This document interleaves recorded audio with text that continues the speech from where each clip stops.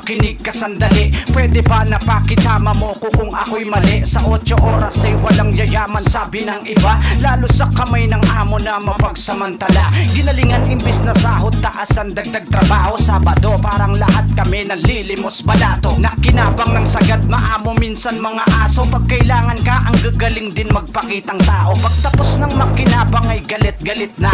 Nung kailangan ka, tumawag ang bait-bait pa.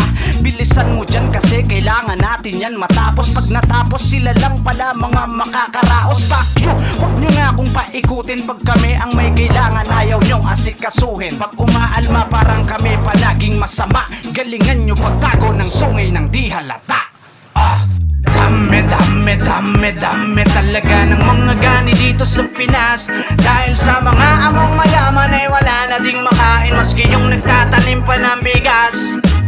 Dami talaga ng mga gani dito sa Pinas.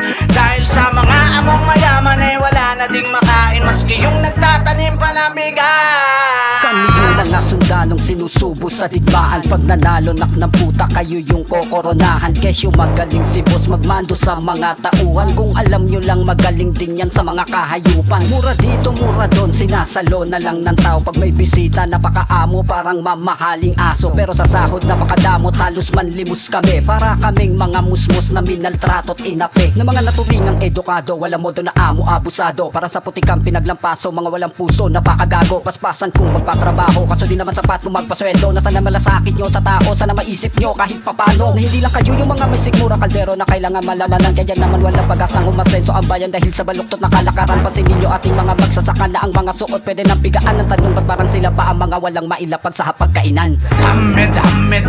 Dami talaga ng mga gani dito sa Pinas. Dahil sa mga among mayaman ay wala na ding makain, maski yung nagtatanim pa ng bigas. Dami talaga ng mga gani dito sa Pinas. Dahil sa mga among mayaman ay wala na ding makain, maski yung nagtatanim pa ng bigas.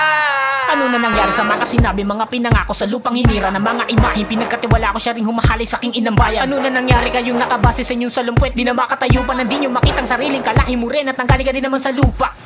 Sarap magrebelde na lang, yun ay kung po pwede nga lang. Kaso may pamilya kung binubuhay, depende nakadepende na lang. Sa mga katulad yung mga sakim, ay di ko na maabangan pa kayo mahintay. Na kayo ay kunin na Lord nang humimlay kayo mga putapete mga buhay. Oops, teka lang, akala mo tapos na? Ha? Syempre damay din yung amo di tao kung umasta. Mga hindi pinagpaguran ngunit sila yung nakinabang. Mga hindi pinagpawisan ngunit sila yung pinunasan. Kaming mga nagpakahirap ngunit kayo lang yung mayaman. Kung kami hindi nandito, wala ka sa iyong kalagayan. Kaya kapag ako'y kailangan, umasa ka, wala akong pake. Babala sa mga ganitong klaseng amo, mag-ingat ka kasi. Dami talaga ng mga gani dito sa Pinas. Dahil sa mga among mayaman ay wala na ding makain, maski yung nagtatanim pa ng bigas.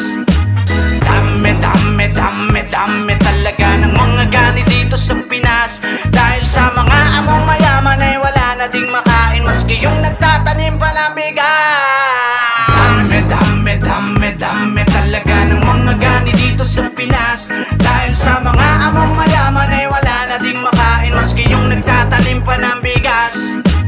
Dami talaga ng mga gani dito sa Pinas. Dahil sa mga among mayaman ay wala na ding makain, maski yung nagtatanim